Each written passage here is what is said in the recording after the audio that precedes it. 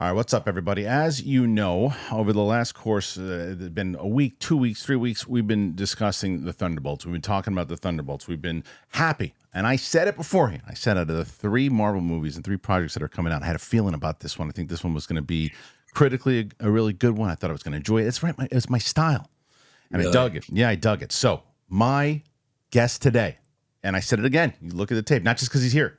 Said he's one of the standouts in the movie. And you know him as Bob. You know him as, and there's going to be spoilers, Sentry, Void. Ladies and gentlemen, Lewis Pullman is here. What's up, Lewis? How are you, man? So good. So happy to be here. Thank you for having me. I'm glad to have you, man. Like I said, you knocked it out of the park with this one, brother. This is really a good film. It's just, I'm pretty honest, So like my thing is that I think like most people, Marvel fan, I think even as Deadpool joked, they were in kind of a little bit of a down phase, right? And this one, I think, got us back. I think it's got us back on track, and because you care about the characters, you really care about what's going on. So I wanted to ask you, because I know you've talked about it. I've seen, some of the interviews that you've been doing, but I wanted to get your perspective on it. They originally, Stephen Yeun's supposed to do this role. Strikes happen, schedules happen. What happens? You get the phone call. You have to audition. How does this come across your desk, as they say? Yeah, it came across pretty fast because they were, they had Stephen had dropped out, and so they were looking for somebody quick, and so I think strangely, like I've had good, fortune. I had that with, I think, Bad Times at the El Royale. I don't think they could get. I don't think they could get Tom Holland, and then they were looking for somebody, and I've had that with a couple other films, and it's a interesting kind of position to take, because you're like, okay, obviously, like Stephen is like one of my favorite actors, and he's incredible, and so knowing that he was going to step into those shoes was really intimidating, and obviously in some ways it was helpful to me because it was so intimidating, and that it gave me such imposter syndrome that I already had kind of with going into Marvel, that was like bled into how I think I played Bob. I already came in naturally with this kind of, I probably shouldn't be here, and I don't know if I can pull this off kind of a attitude, and which was a strong and overpowering feeling that I couldn't like act my way out of entirely. Obviously there's still that bleed through. Did you have any conversations with Stephen at all about, have you ever had any contact with him at all about how he was going to play the character? Did you know him at all? I was just curious. No, I don't think I've ever met him. Oh, okay. But I have mutual friends, and they all speak so highly of him. And I think that I think even if I did have the opportunity to reach out to him, I think I would have maybe, it would have been hard to know how he was going to tackle it, and not, inherently kind of maybe subliminally kind of try and replicate that or something, which is obviously an impossible task. You can't, I don't have the same strengths that Stephen does. And so, It wasn't your first like kind of mix up with Marvel too, right? Because you went in for Spider-Man to go in there originally to take did you that's word on the street. I don't think I ever went in for Oh, Spider-Man. okay. But I did, you auditioned for all sorts of other little things. I don't think I think I auditioned for something in Craven, and for, like a couple, maybe one other thing, smaller. Spider-Man adjacent. Spider-Man adjacent. Right. Yeah. Got it. All right. So this one, and then you come in here and you do, I mean, like, so they're not, I think what you just said there and how you had to approach that, and how we first see Bob, that he is so, there's just so much going on there. Obviously there's so much, the battle with mental health in this movie is obviously a major theme throughout it. And so it's interesting that you say that about how you take that as an actor going, I feel like I'm an imposter here. At what point do you tell yourself, like, well, you know what? I'm going to use this shit. I'm going to use this and make this work for me. And are you getting any notes on that approach of how you're playing Bob? Yeah. I mean, I think pretty early on, your kind of disposition is always shifting, and is always going to be in a very specific state at the beginning of every project. And so I think it's really important to kind of check in with that and be like, okay, this can actually be a little bit of jet fuel that I can inject into this. Yeah. And then other things where it's like, this is actually only harmful and this is not a helpful feeling that I have inherently. And so then you have to work extra hard to kind of dismantle those. And then the things that you do feel like you can infuse into the character, you kind of like infuse them with kind of more effort, attention, and kind of like water those little seeds. Yeah, and it is, you can see it because there's still, I mean, he's got to balance that whole thing with, even when they're forming that relationship between them in the beginning, they have the whole goal. Someone said, because the title now is out, about now it's called New Avengers, and that's out there now, and people are discussing it, and people are like, why are they revealing it so quick? And I said, my counter to that whole thing is, the movie isn't really about them becoming New Avengers. The movie is about them forming a team and working together. It could be called anything, but that's a different conversation as far as why. It's marketing, it makes sense, it's an IP, I get it. But as far as, it's not what the overall essence of what they are. But when they're forming their group, Lena and Walker and all that, Bob's watching from the back, at one point. He's just trying to fit in there because he's such he's a complex character. And how do you do that? How do you balance the strength, the vulnerability, and what do you think what were you like most proud that you added to the Sentry? Man, good question.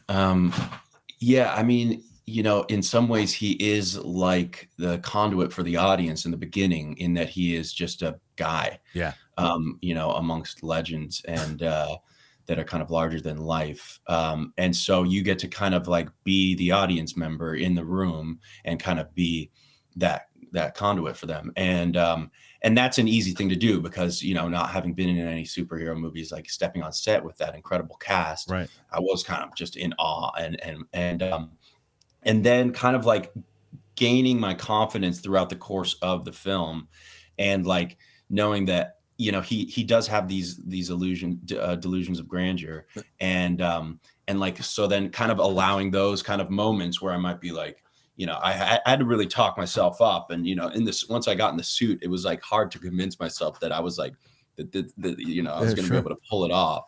I had to like take 5 minutes alone and be like looking at myself in the mirror, and I'm like, just like talking myself up, taxi driver style, Yeah, easy day. I'm just gonna go do a scene with Julia and everything. It's gonna be easy. Yeah, it's gonna be easy. She's gonna beat up like 5 really powerful, cool people. Yeah. And so basically just like, luckily, Jake was so patient and was so kind of wanted to spend the time with me to like create this guy together. Yeah. And so we were able to be like, draw from certain parts of me, and then other parts where I was like, this is going to be a leap of faith, and I don't have as much of me in here. But I was really proud of that whole sequence, where he does end up kind of kicking ass. Yeah, and he does. That scene's so great because you have to, and I think that's where you have to really, I'm sure there was so much on your shoulders, because one of the things, as I mentioned, even when phase 1 through 3 were popping, right? When all that stuff was happening, it wasn't really, there was like a few villains that would come in and you'd be like, oh, that, like, you'd have Killmonger, or you'd have, I think Robert Redford was a really good villain, but a lot of the villains were kind of like hit and miss. And so we're in this phase where you're like, oh man. And I know that it's weird saying that because he's not a full villain all the way, but for the most part, he's the guy that they've got to face. And so, like you said, even hearing you talk about, because you just assume as an outsider, watching this stuff, you're like, oh, well, he's an actor. He goes in there and, and he's been around. He's been doing stuff for a bit. So it's every day walking in there. But no, you're sitting there now having to act with all these, as you say, legends, these people that have been in these things before. You're the new kid on the block, and you have to be this intimidating kind of villain. So, and especially when you have like this team that's full of these anti-heroes, they have these morally kind of gray characters, whether it's Elena, Bucky, Taskmaster. Where does Bob Taskmaster, like, where does he fit into the dynamic in your mind? I mean, it was hard to kind of put a finger on, like, when the villainous nature of him, and how far to go in that direction. Yeah. Because ideally you want to land in a place where the audience isn't so certain about you that they can't relate to you at the end, and that they can't connect to those sequences that we have at the end, which are really is going to be what ties the whole, the whole movie together. And so that kind of balancing act was difficult. Like, obviously, as an actor, I think we did do a lot of versions of him where he was a lot more kind of leaning into that kind of like more black and white villainous kind of thing. And it was not as safe of a place to kind of live with him, because you need to be able to still relate to him at the end of the day. And I think that, like, when I was doing that scene, like, it's so hard. What surprised me was, like, I was like, once, when you're doing those things, if you're like melting a gun with your eyes, Right. or you are like pulling out a whole, like, bar and you're throwing it across the room, how do you do that in a way that doesn't fully replicate what you've seen? Because, I've just grown up watching these movies, Right. and obviously, like, it's tempting to just be like, well, I thought it was really cool and he did it, I thought it was cool and she did this, and so I'm going to kind of like do that. And you don't want to sing the same song twice. Right. And so finding what is true to me, Lewis, of how it would feel to do those things and to have that power, and how kind of intoxicating it would feel, regardless of the fact that you don't believe in the cause of your violence. Right. And he still kind of like has this muddied kind of moral compass at that very moment. And so it is like, but getting kind of drunk on that power was something I was like, okay, I think I can maybe imagine, because we all do. We all sure. are like, what would it be like if we could, fly over here. You guys did it. You did it. Trade Coffee is back. Oh my gosh. So happy. I love Trade Coffee. They are my lifeline at this point. I love them so much because coffee it's an essential for me. And I know it's not just a drink. It's a ritual. It's a lifeline. It's the bridge between half asleep and ready to conquer the day. And if it's that essential, why would you settle for anything less than extraordinary? That's where Trade comes in. It is the #1 U.S. coffee destination. It brings you fresh coffee from over 50 of the country's top roasters. You take the quiz, and in under a minute, they're going to match you with your perfect coffee. If that first bag isn't quite right, Trade's going to replace it for free until they nail it. If you're headed out on summer vacation, with Trade subscription flexibility, you can pause it, or you can shift delivery while you're away and resume when you're home, ensuring you'll come home to great coffee. And that is exactly what I've been doing. I have gotten to a place where I got this massive, huge, big bag. And I'll be honest, I thought, I'm not going to be able to go through all this. Blasted through this bag because it's so delicious. And I'm showing it off to everybody. When people come over and they're visiting guests, you got to try this coffee. And that's exactly what I do. I got everybody talking about Trade. And that's why they came back. And right now, Trade is exclusively offering our listeners 50% off your 1-month trial at drinktrade.com/Kristian. That's drinktrade, TRADE.com/Kristian for 50% off your 1-month trial. drinktrade.com/Kristian. You know why they're back, guys? Because of you guys. That's why they're back. You guys have seen how good they are. Get yourself some Trade. You will not regret it. I told you guys I've been really focusing on health. I've been trying to make sure that I'm eating the right stuff. And Factor has made that very simple for me. You got to make it your best season yet with nutritious 2-minute meals from Factor, because eating well has never been this easy. Just heat up, you enjoy, giving you more time to do what you want. Get outside instead of prepping and cooking indoors. Factor meals arrive fresh and they're ready to eat. They're perfect for any active lifestyle. Factor powers your day with satisfying breakfast, on-the-go lunches, premium dinners, and guilt-free snacks and desserts. It is easy to savor more this spring. Factor meals pack in the flavor with none of the fuss. I have been loving what Factor has been providing to me. Like I told you, I have my live show. I go to the gym, I come back, I have something great. They have protein meals. They have a lot of different things. It just goes right to the style that you're looking for, because if you want to get healthy stuff on the go, feeling good, you get Factor. And you can get started at factormeals.com/Kristian50 off and use that code Kristian50 off to get 50% off plus free shipping on your first box. That's code Kristian50 off at factormeals.com/Kristian50 off for 50% off plus free shipping.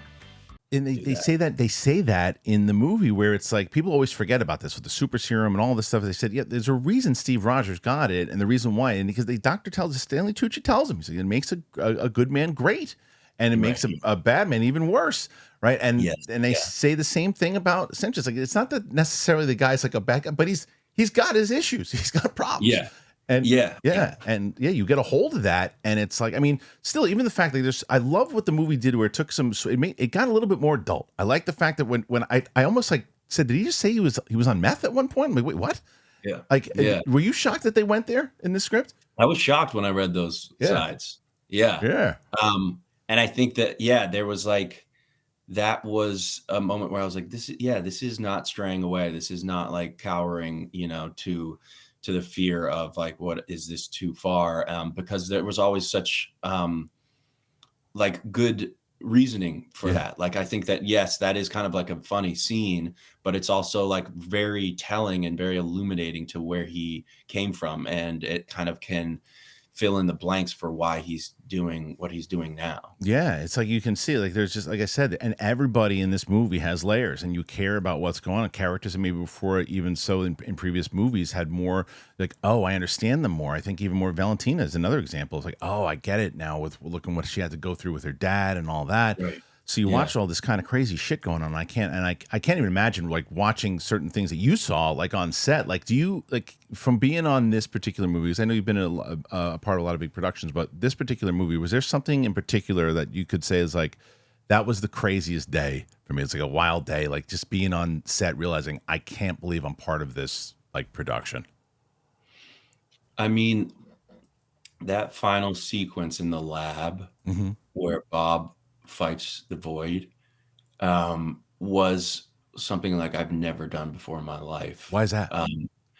Because it was, to differentiate the fighting style between the Void and Bob Yeah. was really difficult, and I was so lucky to have work with this stunt double, Alec Back, who was just so awesome in every way and such a good buddy and was so along for the ride and so invested. And so we kind of had so many conversations about the body language of how we're going to differentiate. We wanted Bob to look like he was like an 8-year-old and on a playground, like he has no experience, like how he throws these punches. Right. But then there's a wildness and there's a feralness to where it goes to. And then actually shooting that, I had to shoot both sides of the fight.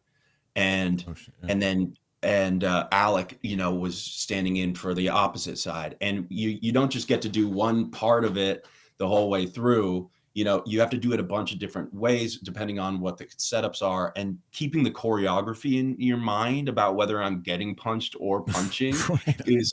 was like so disorienting. It was like it fried my brain. That was Yeah. like two of the hardest days where I was just like, and then also going back and forth in between those different styles and the body language of them, and keeping in mind and changing your clothes over 100 times throughout the course of the day. Yeah. And then all while like all these incredible actors they're tied up and they're they're in the room, and so wanting to be and feeling that pressure of like this has to work.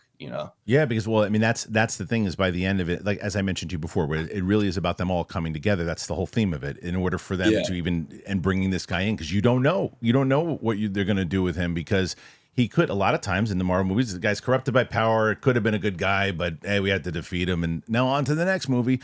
But they welcome him in, and they bring him in. And I think it is really crucial, and I'm glad that we can kind of go down this road now with it, with like the relationship between Yelena and Bob. It's everything. I mean, she is the whole reason to bring him in, everything that she's going through and bringing that through. So talk to me about the relationship of the character work you had to do with both Bob and Yelena together, right? And ultimately what that's about. And then B, same kind of question I had before, I guess, with Steven, but with Florence. Had you met her before? What was it like kind of working this stuff out with her, beforehand, rehearsal, that type of stuff? I'm very curious about your relationship, because the chemistry, it was there. It was another one of those kind of like art replicates life, replicates art kind of instances where I hadn't met Florence before, but immediately like, I mean, she's younger than me, but has such a like this ancient wisdom about her, and this calm kind of thing that is like, I immediately felt like very seen by her and kind of like in some ways protected by her, because she saw, I think, herself in me, and remembered her experience probably stepping into the Marvel universe. And she, without ever saying that, it was very obvious that she was like wanted to make sure that, that I felt welcome and I felt like a part of That's it. nice. And so I think that is probably a big part of the component of the witch's brew that you maybe see on camera is like, we like found that commonality and that kind of simpatico thing like very early on. And we just like, she's so fun to work with and is obviously like one of the best actors alive. But then also she's like one of the funnier people I've ever gotten the chance to work with. And so that really, we were like having so much fun in between every take and like just goofing around and just doing bits forever. And so like, I think that we would go into that and go into like some of these scenes, which maybe that doesn't have the same kind of spiritual tone to it, but you can then feel that trust and that like comfortability, like kind of bleeding into the scenes that we were doing. That makes all the sense in the world because you're saying you're kind of warmed up. You feel it. Okay, now I feel comfortable. I just had a couple laughs, but now I got to get serious. But I feel comfortable around everybody now, so I can get into it as opposed to we're working here. Take it so serious. You can't. If you can, there's sometimes you can't goof, but there's sometimes that if you can, I understand that 100%. You could see it, and I'm curious, was it the same type of thing with Wyatt? Because you guys have to have that thing up top, and like, do you decide like, hey, you know what? Let's be dicks to each other for a little bit. I'm glad to say there was never any of that. I mean, Wyatt is such a sweet guy, and I think he's so like one of the funnier people that I think he's so funny in this movie and has such a like dry delivery and like crass and like throws everything away in this way that makes it look so easy, but it's actually like so difficult to do what he does so well. But no, we were just like, talking about music and geeking out on, cool. Our favorite music. And it was always like a very comfortable thing. And so that's, I guess, another way is that it felt comfortable going to those places where it is really contentious and prickly because we felt like we trusted each other. I love that. Makes a lot of sense. And speaking, with Wyatt, I'd be remiss if I didn't ask you this. So if you have, obviously Kurt has been in the Marvel Cinematic Universe. Is there any world now that you've done this, you're like, Dad, come on, you got to be in this. You got to be in the MCU. You got to get you in here. That would be amazing. I mean, I am constantly trying to find stuff to do with my pops. Yeah.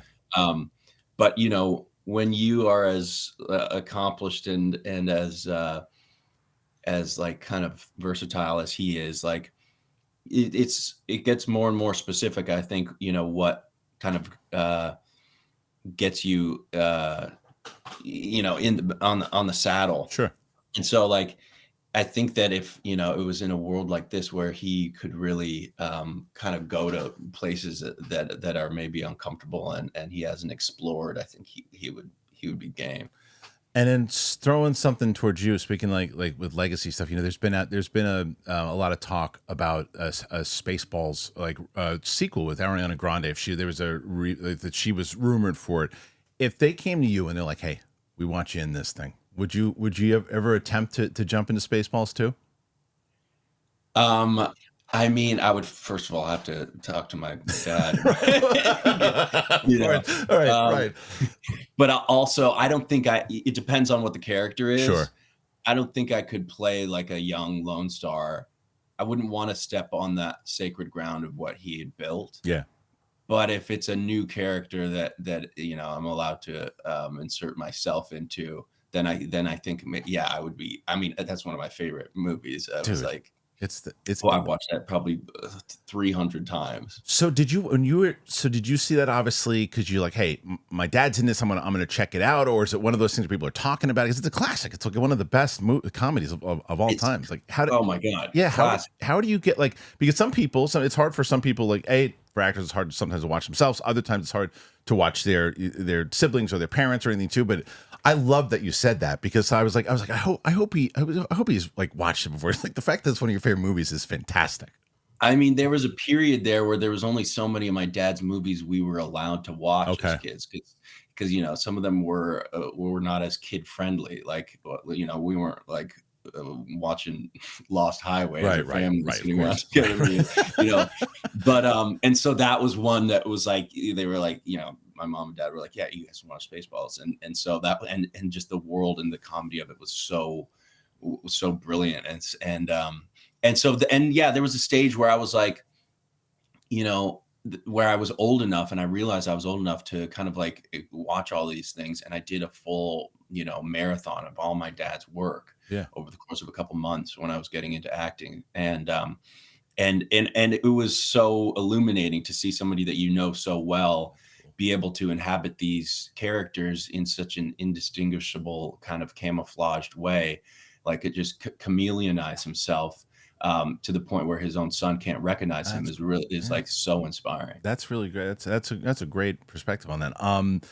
And you know, it's very interesting to hear you say that, because I know that you didn't, and please correct me if I'm wrong, but I feel like you got into acting much later in life. Is that accurate? Yeah, I mean, as a profession, I Right. was, you know, doing you know, theater as a kid on and off. I did like, you know, a theater group, and but yeah, I didn't really get into it for real until after college. Right. Yeah. Cause like it's like 2016, 2017 is where you really started to. So, and was that something that you had a conversation with your family about? Is that something you just never, you like, look, I just like, I like doing it, but I don't know if I want to do it professionally. At what point did it switch and go, no, I'm going full force now? I think it was a thing of like having such a front row seat on kind of how inconsistent it can be, Sure. and how kind of and how much of a profession that doesn't work, and has no longevity if you don't have a desire, hunger for it. If you can't not do it, you know, like it has to be a compulsory obsession, if you want to, if you want to stick with it. And I think that was something I was made very aware of, you know, with my pops. And so once it was clear that I was like, I can't, like even if I can't do this as a profession, I still am going to want to, you know, do theater for That's great. you know, a 3-person crowd, on my off time.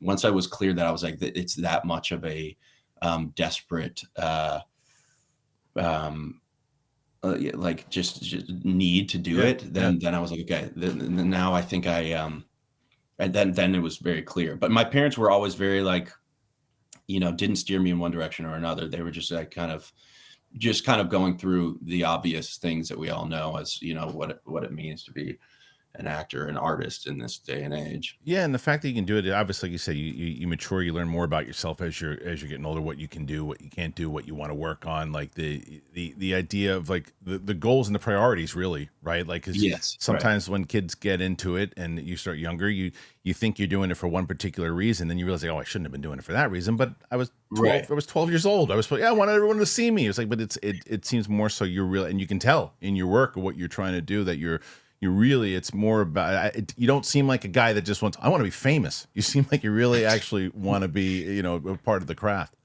Yeah, I think that yeah, you have to really meditate on what it is that you want to say. Yeah. You have to have something to say. Yeah, and clearly in this, and like I mentioned you up top here, that's what I really enjoyed about Thunderbolts and how they were able to do that. I like every movie to me has a message. The question does the message beat you over the head with it, or does the Right. message just, it's seamless because it's part of the storytelling, and that's what this movie does. Oh, that's so great to Yeah. hear. That's yeah, It yeah. I it couldn't agree more. it Yeah. really does, dude. And I know we only have a little bit of time here left, so I wanted to ask you about this post credit scene, right? The one at the end there, because now, as I said, we're talking spoilers, and I know there's only so much that you'll be able to say, but certain things, it has come out now, obviously, that the Russos have directed that scene, and that Yeah. and when did you guys shoot that? Like last week? Dude, literally, I think like 3 week feels like maybe 3 weeks before it came out or Wow. something, Okay. 3.5 or something. Yeah, it was. I was like, holy cow, this is. And they put it together quick. So what is that like? It's like you just get an email, it's like, here are your lines. Show up tomorrow for the scene. Yeah, you get an email with like a password protected crazy code thing that you have to download some app for, and you gotta Wow.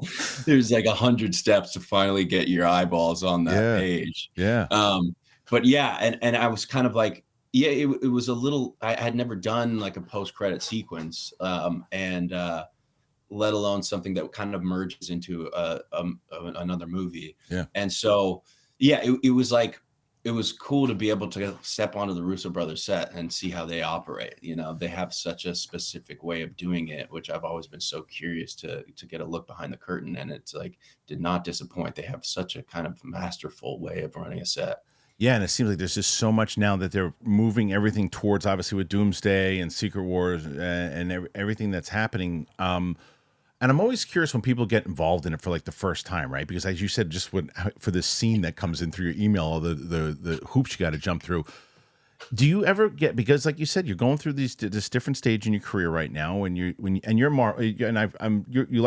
like comic book movies and you like these types of things, so you want to be part of Marvel, but do you see this contract and they go, okay, well, how many movies you have to do now? You're locked in with it for a bit. Does that ever get intimidating? Oh, and this is a long time potentially of my life, or do you say, let's go? I say let's go. Yeah. I mean, I think, yeah, with especially with a character like this, there's so much to be mined, you know. And you know, I got to meet Paul Jenkins, who created Sentry, the other night, cool. and it was. I was geeking out with him. I was like, I got to give you my number. We got to stay in contact. I was like, and he was so game and open, and he was such a spectacular dude. And so like, and I just looking in his eyes, I was like, there is, I don't know if in my own lifetime, enough time to really get to the bottom of this character and why Paul, you know, birthed him. And so I'm like really excited to continue on with Bob and see where he can. Well, I love that you just said that. So then, and obviously for not only because you want to pick the guy's brain, and do you take, so the things that you'd start to talk to about him, how does Doom fight this guy? How does Doom fight Sentry? How does that even happen? What's he going to do? I mean, these are questions I can't wait to, you know, I got to fly out to Atlanta and really have a beer with Paul. Yeah, for sure. Look, again, Lewis, I can't thank you enough for joining me here today, man. Congratulations on the movie. It really is exciting to see what you guys are going to do. The new Avengers coming in hot. And thank you, man. Thanks for all the great questions. Yeah, I appreciate you. And we'll see you really soon. I can't wait to see what you do next. Hell yeah. All right, we'll see you soon. Later on, brother. Thanks, brother. All right, guys. So there you go. Lewis Pullman. That was pretty fantastic. As I said, I'm a big fan of the guy in general. I think he's a good guy. I think I like what he's doing. I like what he's doing overall, and I like his approach. So the question is, what do you guys think, man? You think we're going to be looking at Doom versus Sentry? How are they going to handle that overall?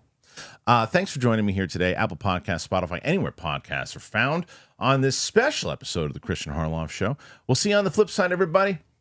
Bye-bye.